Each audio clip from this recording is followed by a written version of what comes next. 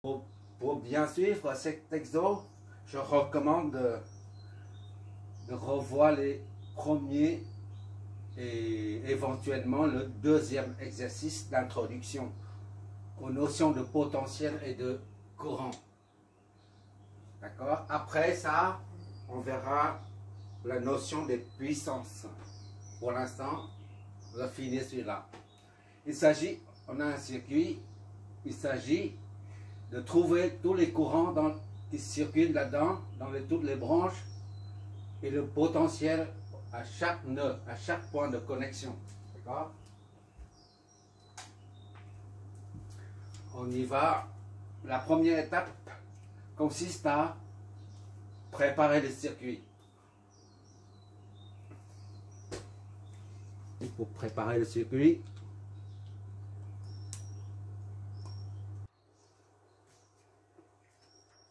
on va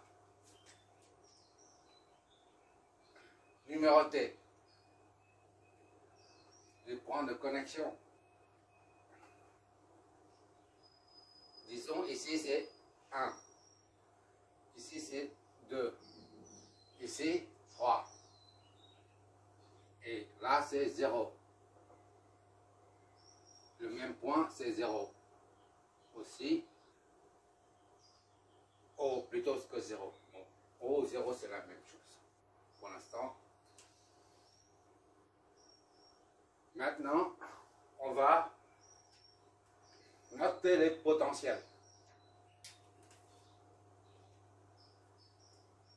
V1, le potentiel au point 1.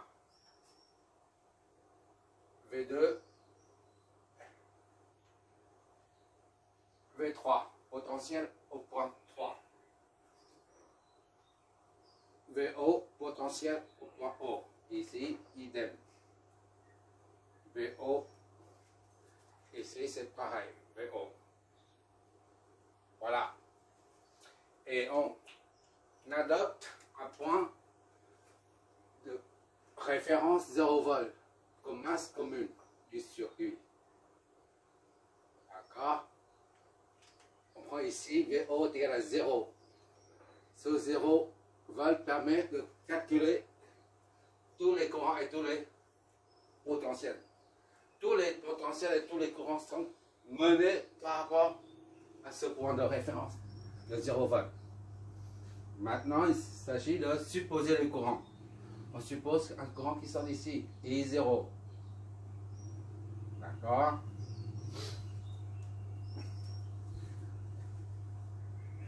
Ici, c'est I1.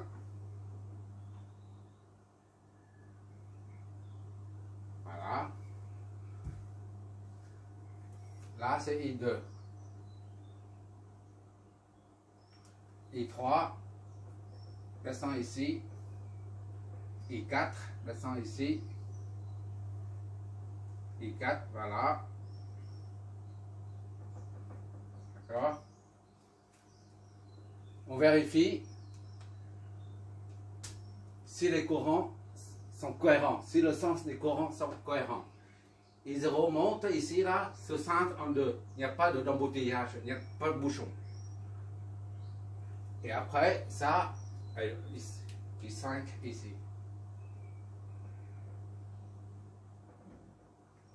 Après, I1 arrive jusque là, il va se scinder en deux. Donc, il n'y a pas d'embouteillage non plus, il n'y a pas de bouchon. D'accord? I5 arrive là, I2 arrive là, se débouche sur I3. Il n'y a pas d'embouteillage non plus, il n'y a pas de bouchon. I4 arrive ici, I3 arrive ici, ça donne I0. Donc, tout est cohérent. C'est logique. D'accord? Maintenant, il manque quoi? Il y a les courants, le sens des courants, il y a les potentiels. Il nous reste une seule chose, il faut flécher, il faut les tensions. Donc, ça c'est une source de tension. Par conséquent, la flèche de tension et la flèche de courant est dans le même sens. V 1, 0. Idem pour ça. V2, 3.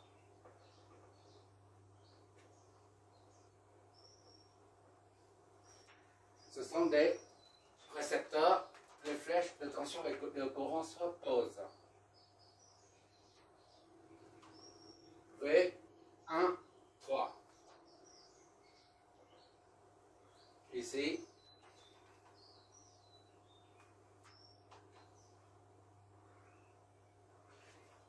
V1, 2.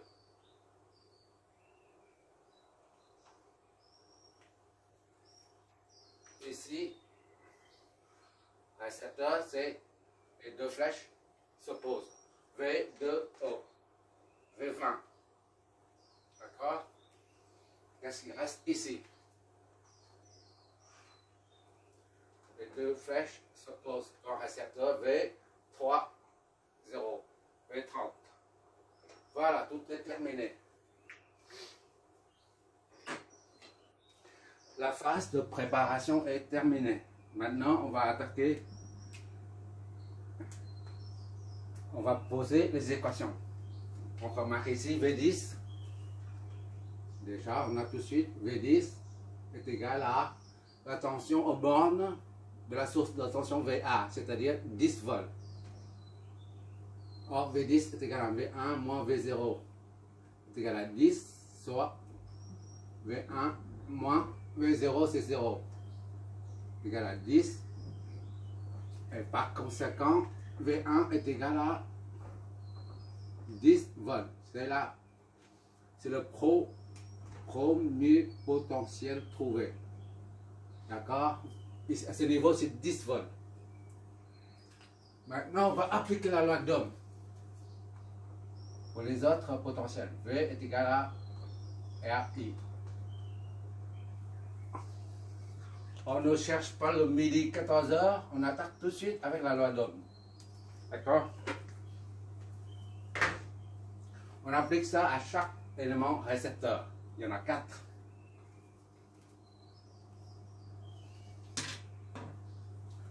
Ici, pour V13, on a V13 est égal à R1 fois I1.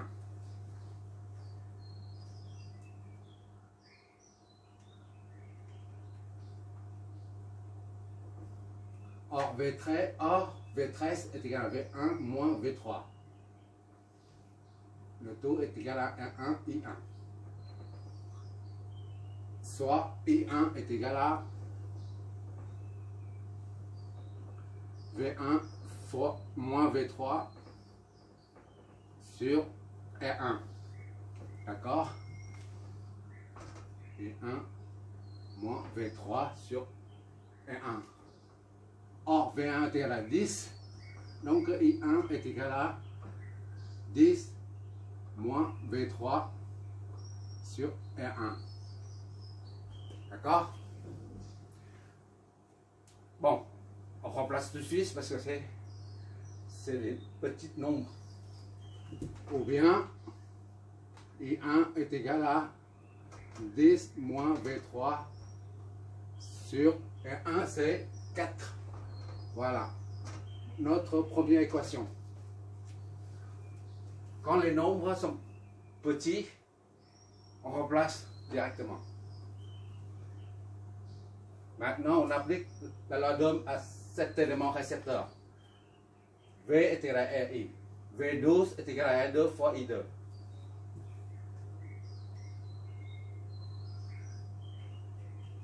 R2 fois I2. Or, V12 est égal à V1 moins V2 est égal à R2 I2. D'accord? I2 soit I2 est égal à V1 moins V2 sur R2. Avec V1 est égal à 10 et R2 est égal à 2. On a I2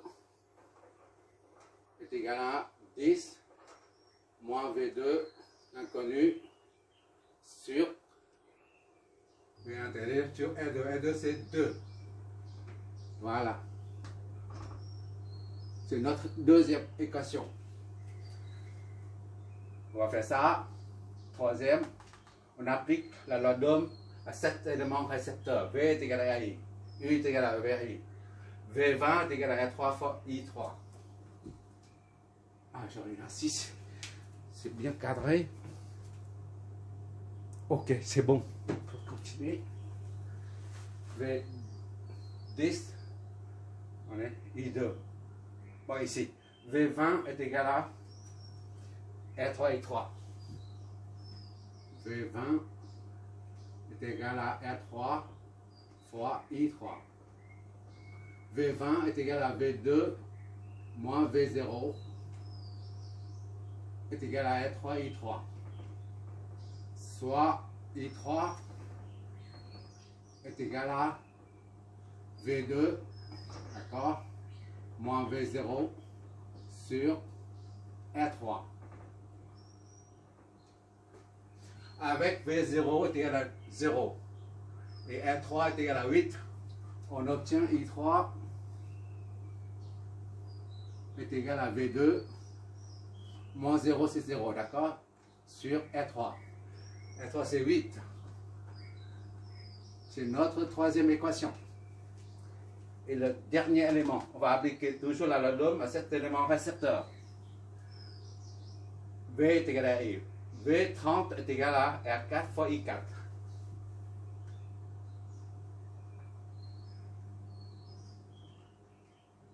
R4 fois I4. Or, V30 est égal à V3 moins V0. R4, I4. Soit I4 est égal à V3 moins V0 sur R4. D'accord? Avec V0 est égal à 0 et R4 est égal à 6, on obtient I4 est égal à V3 inconnu sur R4 c'est 6. C'est ça, hein? 6, c'est ça. Notre quatrième équation. D'accord? 1, 2, 3, 4.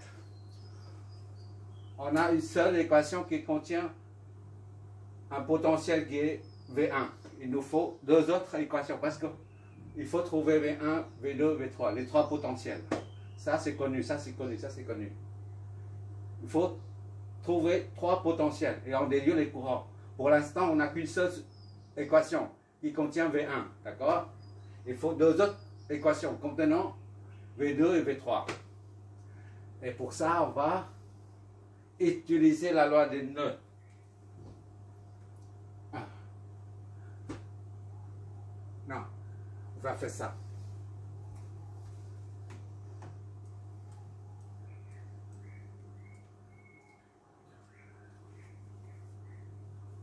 On va utiliser la loi des mailles. La loi des mailles nous dit, on part d'un point, on suit les flèches de tension et on retourne au point de départ. Tout ça donne une maille. Et la maille est nulle. D'accord? La résultante de la maille est nulle. D'accord? On part d'ici. Pour bien comprendre la loi des mailles, il suffit d'appliquer au fur et à mesure de l'avancement. On commence à assimiler cette loi. Il ne faut pas développer tout de suite, sinon on perd son latin, on y perd son latin facilement. Donc on part d'un point haut, on revient, soit on part comme ça là, d'accord? On revient au zéro là. Soit on part comme ça, et on revient au zéro. Ou alors on part comme ça, on suit les flèches, tension là, et on revient à zéro. Et chaque fois on revient à zéro, la résultante des vecteurs de tension donne 0. D'accord?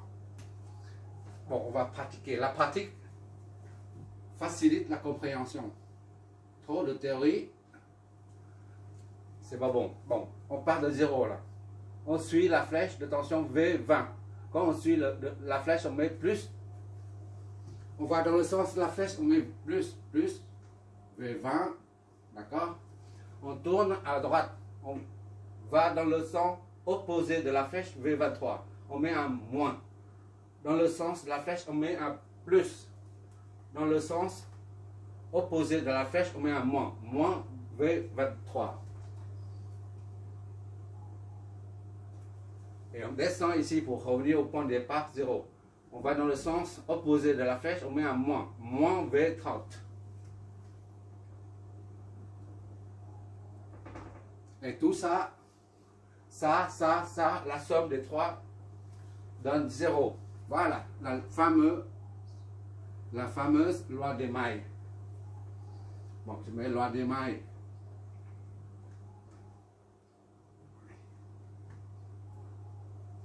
Il faut de la pratique pour que ça rentre. Bon, maintenant on supprime ça. Hein. Normalement, on ne met pas plus. Plus positif, on ne met pas.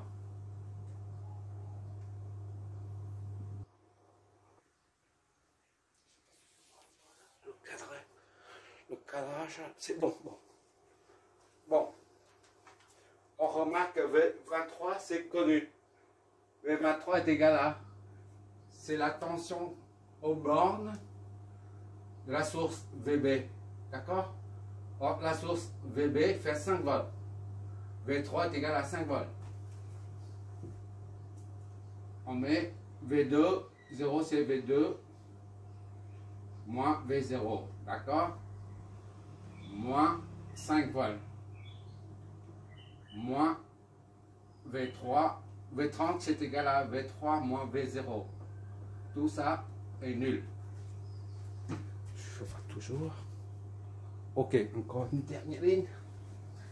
Ça fait V2, on enlève tous les parenthèses. V2 moins V0 moins 5 moins V3 plus V0 est égal à 0.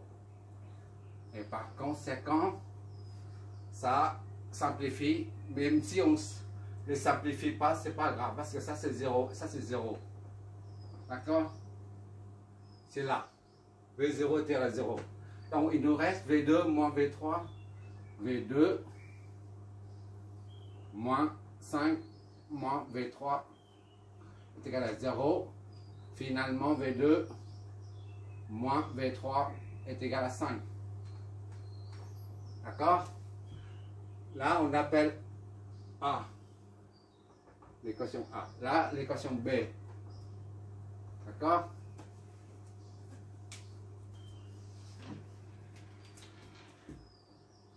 L'équation B.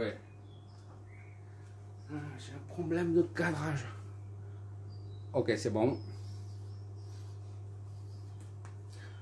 À présent, on a une deuxième équation qui contient les deux potentiels, V2 et V3. La première contient V1. Comme il y a trois potentiels à trouver, il faut une troisième équation.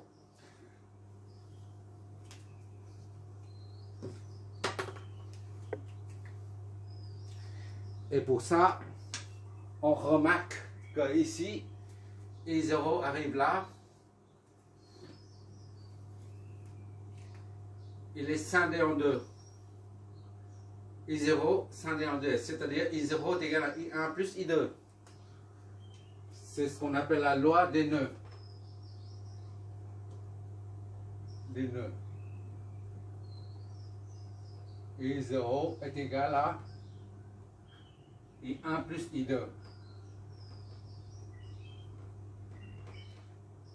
Or, on a I3 qui descend ici, I4 qui descend et qui tourne vers là. Or, I3 et I4 se joignent ici pour donner naissance à I0. D'accord? Parce que I0 remonte en haut.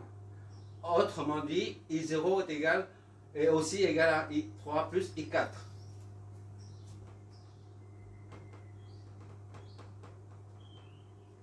Plus I4. D'accord? Voilà. À partir de ces deux équations, on en déduit I1 plus I2 est égal à I3 plus I4.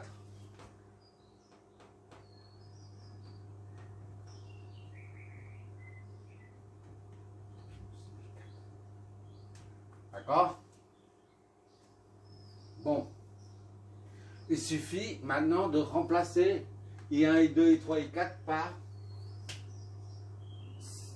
leur expression en fonction des potentiels. V3, V2, V2, V3. I1, on injecte I1 dedans, de même que I2, on l'injecte dedans. I3, I4, c'est pareil. On y va. Maintenant, I1. I1, c'est l'équation 1 nous donne 10 moins V3 sur 4.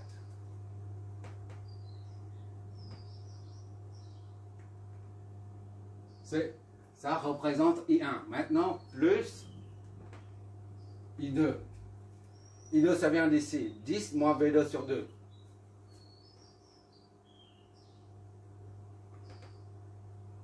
Ça, c'est I2. D'accord? Moins V2 sur 2 est égal à V3. I3 est égal à I3. I3, c'est V2 sur 8.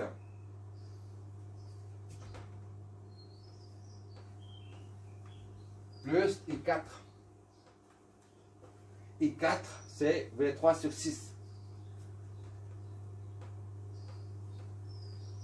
Bon, on a cette équation qui contient deux potentiels, V2 et V3, d'accord? On va résoudre ça.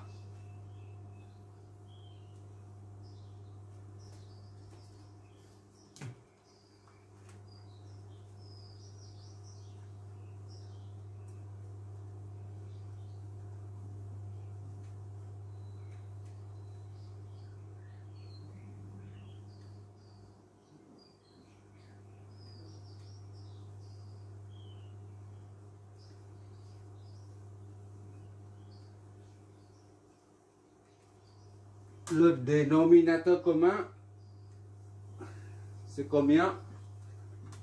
C'est 48. Oh là là. 48 divisé par 4, ça donne 12. 12 fois 10 moins V3. D'accord? 48. C'est ça, hein? Oui. 8 fois 6, ça fait 48. Voilà. 48 divisé par 4, ça va être 12. D'accord?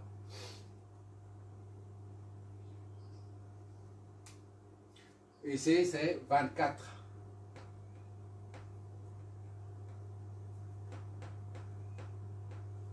Est égal à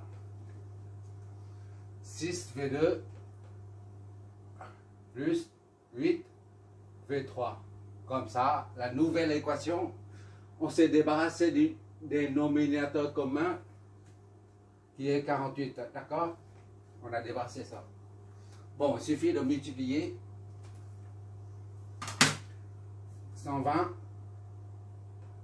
moins 12 V3 plus 240 moins 24 V2 est égal à 6 V2 plus 8 V3. D'accord? Des fois, je dis V3 et je note V2. Ça m'arrive très souvent. Bon. On va résoudre ça. 6 V2 plus 8 V3.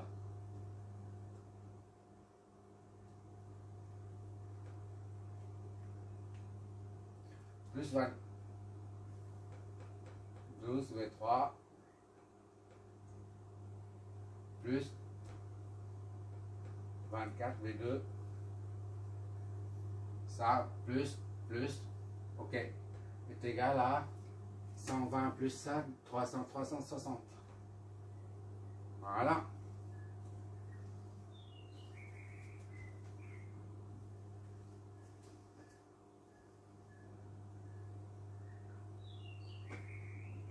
D'accord? 120 moins 12, 240 moins 24 V2, 6, ok. 6 V2, 8 V3, plus 12 V3, plus 24 V2 est égal à tout ça. 360, d'accord? Bon, maintenant, ça va faire 24 plus 6, ça fait 30. 30 V2.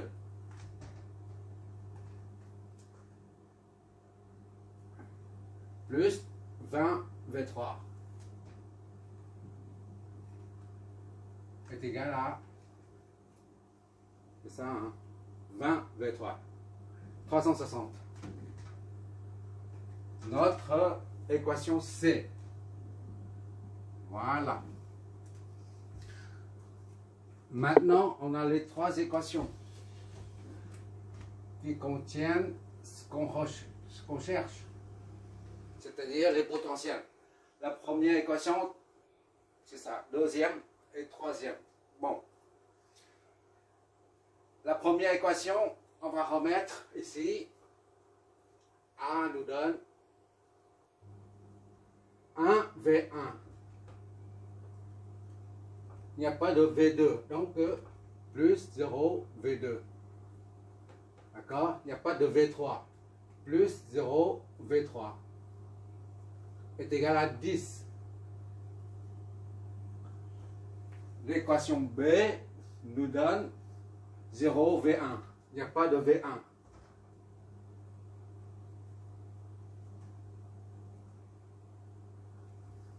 Plus 1 V2.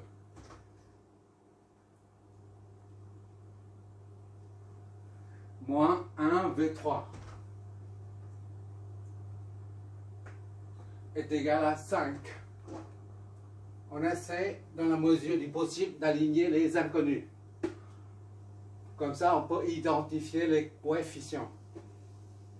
Et enfin, l'équation C nous donne 0, il n'y a pas de V1, donc 0 V1. D'accord? Plus 30 V2. Et enfin, plus 20 V3. Tout ça est égal à 360. On a là un système d'équations à trois inconnus V1, V2, V3 à résoudre. Bon, chacun résoudre ce système à sa sauce.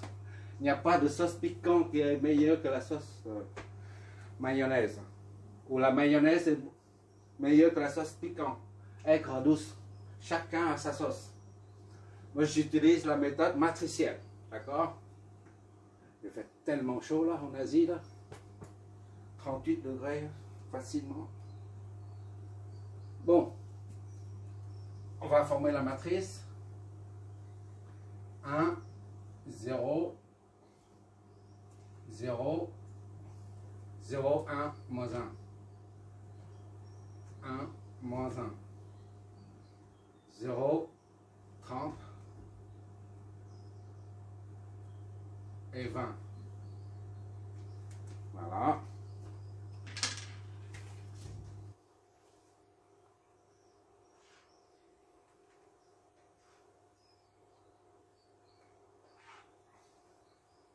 D'accord. V1, V2, V3. V1, V2, V3.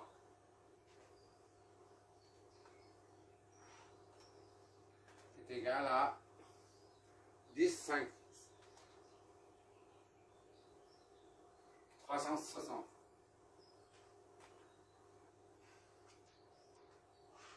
Voilà. Le résultat donné par la calculatrice sera, toutes les valeurs seront données dans l'ordre. V1, V2 et V3. C'est dans cet ordre qu'on va saisir les coefficients et par conséquent la calculatrice fait la même chose. Il affiche les résultats dans cet ordre. Pour résoudre ça, on prend ça inversé multiplié par ça. La matrice 3, 3 inversée multipliée par la matrice 3, 1. 3 lignes et une colonne. 1, 0, 0, on remet.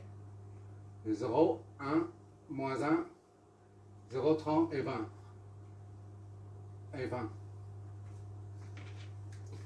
On peut faire à la main, mais ce n'est pas notre but. On ne fait pas les maths pour les maths. Hein. On inverse, c'est-à-dire moins 1. Fois, on peut oublier ça. Hein.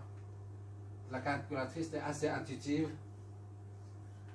10, 5 et 360. C'est ça qu'il faut saisir dans les matrices. Et ça nous donne V1, V2, V3 comme résultat.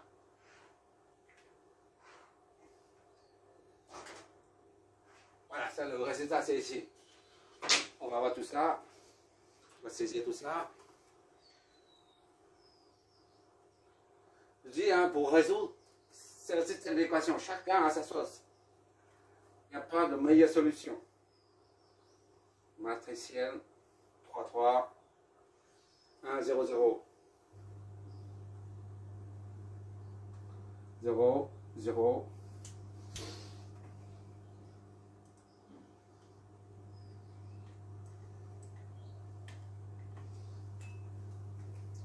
0, 1, moins 1.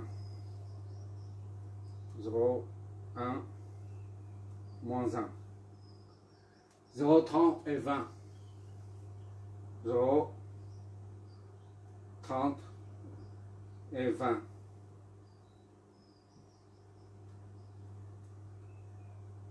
On l'inverse fois la matrice 3, 1. C'est 10, 5 et 360. 10, 5 et 360. D'accord, je vais te montrer ça.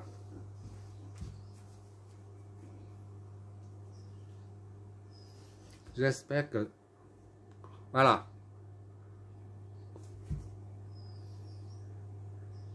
Tu vois, les deux matrices. Il suffit maintenant d'appuyer sur la touche EXE pour que ça affiche dans l'ordre. Je vais...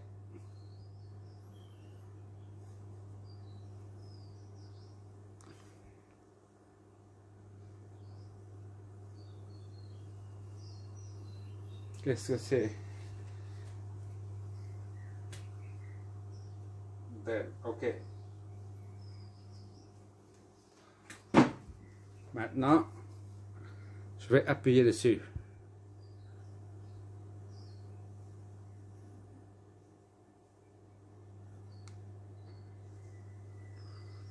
EXE. Ça nous donne quoi? 10, 9,2 et 4,2. D'accord? Dans l'ordre. Ou en fraction, ça donne 10, 46 sur 5 et 21 sur 5. En décimale, ça fait 10, 9,2 et 4,2. D'accord? Bon. On met ici le résultat. 10